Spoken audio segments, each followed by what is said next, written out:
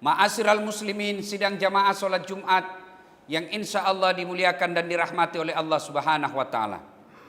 Dalam hitungan beberapa hari lagi kita akan merayakan Hari Aidil Kurban, Hari Raya Aidil Kurban. Hari Raya Aidil Kurban ini sangat erat kaitannya dengan kehidupan Ibrahim alaihissalam, yang kemudian tata cara pelaksanaannya diwujudkan.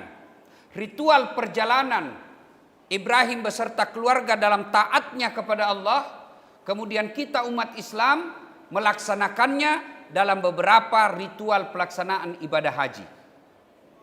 Ibrahim alaihissalam diperintah untuk menyembelih anaknya dan tidak pernah ragu, langsung dilakukan. Bayangkan, anak berpuluh-puluh tahun diharapkan, begitu punya dan usianya lagi lucu-lucunya, diperintah Allah, Ibrahim potong anakmu. Kalau anak banyak disuruh potong tidak ada masalah. Potong anakmu, cari mana yang paling nakal, kita potong.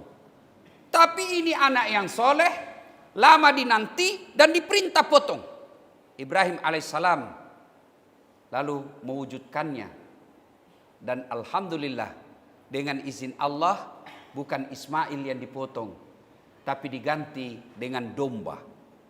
Pelajaran pertama, kalau Allah perintah apa yang Allah minta, jangan tawar. Sami'na wa ata'na.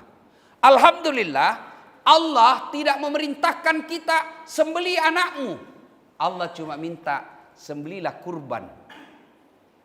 Kalau kita mampu, kalau tidak mampu, Allah tidak mewajibkan.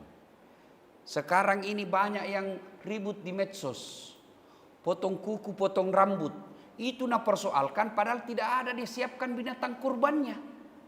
Padahal jauh lebih penting kau pikirkan ada binatang kurbanmu daripada pikirkan itu gunting rambut, gunting kuku.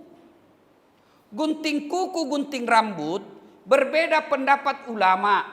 Ulama pertama mengenai, mengartikan hadis itu, jangan potong rambut dan kukumu. Tujuannya apa? Selama tidak memotong selama 9 hari itu, tujuannya apa? Kau rasakan seperti orang yang wukuf di Arafah. Tujuannya itu. Tapi ulama kedua memaknainya, yang tidak dipotong rambut dan kukunya bukan yang mau berkurban, tapi binatang kurbannya. Nah silahkan, yang tidak mau potong kukunya silahkan, yang mau potong silahkan, karena itu hanya sunnah. Sunnah artinya dilakukan berpahala, tidak dilakukan tidak mendapat hukuman. Bapak mau potong rambut silahkan, tidak mau potong rambut juga tidak apa-apa. Yang lebih penting sebenarnya Bapak pikirkan, Bapak sudah punya binatang kurban atau tidak? Tidak mampu Ustaz, HP-mu harga 3 juta. Pulsa tiap bulan 500 ribu. Kalau sudah punya HP, punya motor, kau tidak pernah kurban, bukan kau tidak mampu, tapi kau pelit. Maka robah kombo, kurban. Mereka yang sudah mampu dan tidak mau berkurban, hati-hati. Nah sekarang poin pertama. Poin kedua, sesungguhnya yang paling penting lagi setelah kurban, dibagi-bagikan dagingnya ke orang tidak mampu. Yang paling penting ajaran kurban adalah menyembelih binatang. Hakikatnya, fisiknya kita sembelih binatang, kita potong lehernya. Tapi pelajaran hidupnya, potong sifat-sifat binatang yang ada dalam dirimu. Itu pesan agamanya. Yang sampai kepada Allah takwanya. Tidak sampai dagingnya kepada Allah. Tidak sampai darahnya kepada Allah. Tapi yang kita harapkan adalah sembelihan itu. Yang kita potong lehernya itu binatang. Sifat-sifat binatang yang ada dalam dirimu kau potong. Apa sifat binatang? 1. Sampai sekarang ini tidak ada binatang yang suka pakai baju. Sapi, Bapak tahu sapi? Tahu sapi toh? Keliling itu, tidak pakai celana, tidak pakai baju. Apa maknanya? Kalau kalian sudah berkurban tiap tahun, potong sapi tiap tahun, tapi kau kuras siri, tidak punya rasa malu, itu sebenarnya tidak ada nilainya di hadapan Allah itu kurbanmu kecuali potong sapi. Tapi pelajaran hidupnya kau tidak ambil. Malu dong.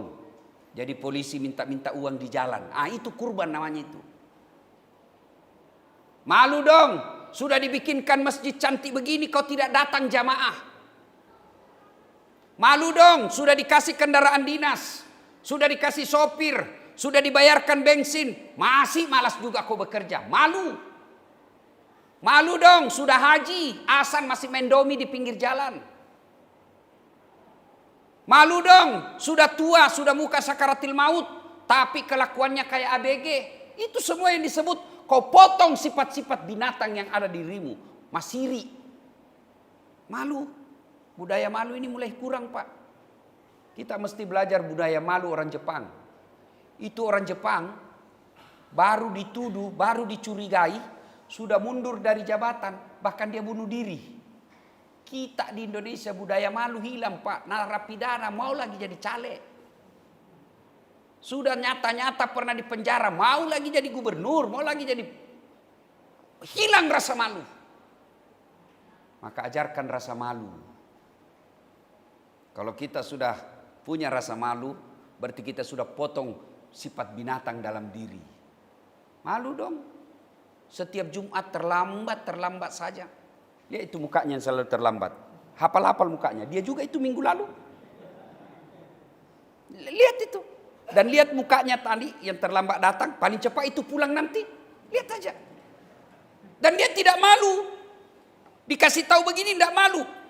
Hilang. Malu adalah pakaiannya orang yang bertakwa. Ada 6 sifat yang menghancurkan amal-amalmu kata Nabi.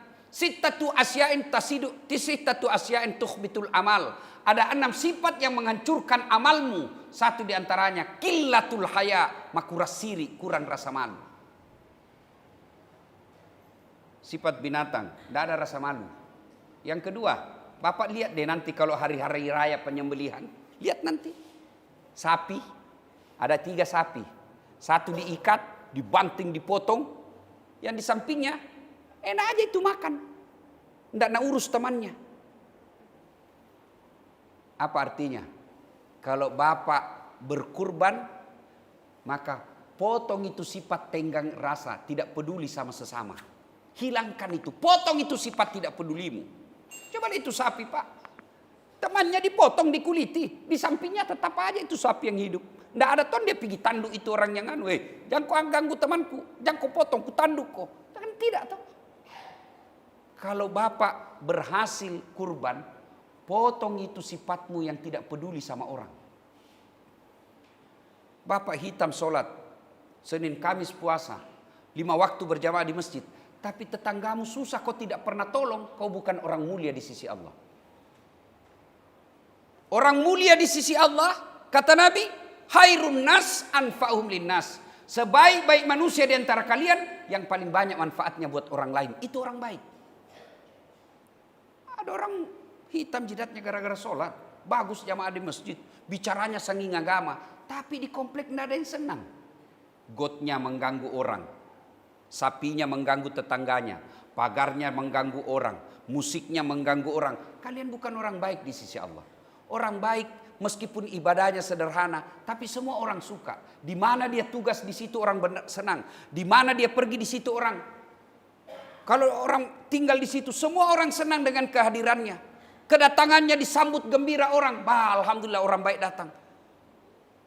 Dia tinggalkan tempat tugasnya, semua orang sedih. Wih, pergi lagi, Pak. Itulah orang baik.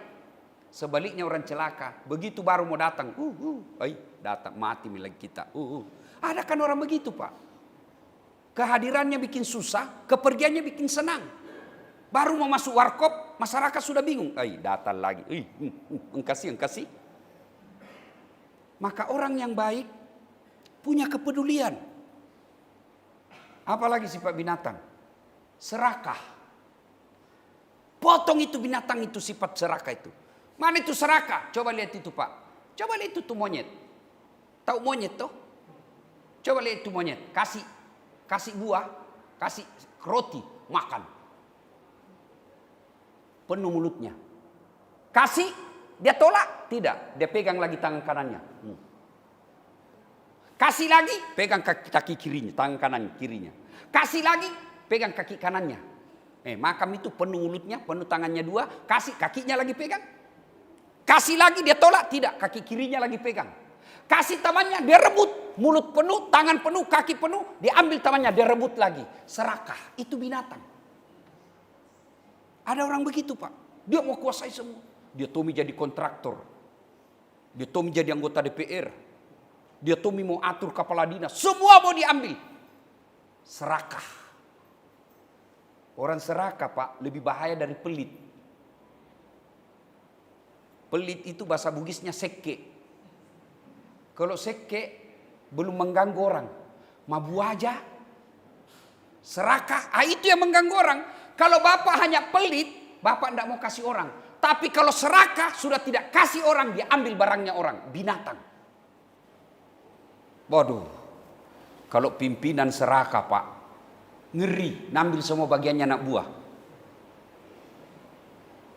Maka itu, Idul Kurban, potong itu sifat serakahmu. Ada orang menghalalkan segala cara, cari akal bisa ngambil barangnya orang. Nah, berapa kita makan, Pak? Coba lihat. Berapa yang bisa kita makan? Berapa yang bisa kita nikmati? Maka Allah tidak larang kalian kaya. Yang Allah larang, jangan kau menghalalkan segala cara. Itulah serakah. Kalau Bapak serakah, memang jadi. Diambil semua itu. Tapi mulailah datang penyakit. Dilarang makan nasi. Dilarang makan daging. Dilarang makan garam. Dilarang makan gula. Apa saja bisa dimakan? Ubi rebus. Tabungannya 7 miliar, tapi tidak ada bisa dia makan. Na'udzubillah min zalik. Maka Idul Kurban yang akan datang, mari niatkan makarobaki, Pak. Niatkan, Pak. Jangan berkata saya tidak mampu. Kambing kalau saya tidak salah 2,5 juta sudah bagus. Sudah bisa satu keluarga itu. Kalau Bapak mampu beli sapi, sapi. Tapi ingat ketika berkurban, jangan ambil yang bagus. Ada juga orang berkurban, dia ambil daging yang paling baik, baru dikasih orang yang jelek. Tidak. Kalau perlu, tidak usah Bapak ambil. Kasih serahkan satu bulat-bulat, kau bagi. Meskipun yang berkurban punya hak untuk mengambil sedikit saja, secukupnya. Boleh. Nah, sidang Jumat yang muliakan. Sebentar lagi, kita Idul Kurban. Nah, berkurbanlah. Niatkan, masih ada waktu, Pak. Tidak mungkin Allah tidak memberi kemampuan kalau kita mau. Cuma yang jadi kita adalah sangka buruk kepada Allah. Tidak mampu saya, tidak mampu saya, tidak mampu saya. Maka ya sudah. Karena niat kita tidak mampu, maka terwujudlah tidak pernah kurban padahal umur kita sudah lebih 50 tahun. Mudah-mudahan Allah berikan kemampuan tahun ini kita bisa berkurban. Demikian, semoga ada manfaat. Lebih dan kurangnya mohon dimaafkan. Barakallahu li walakum wa izazil mu'minin. Innahu huwal ghafurur rahim.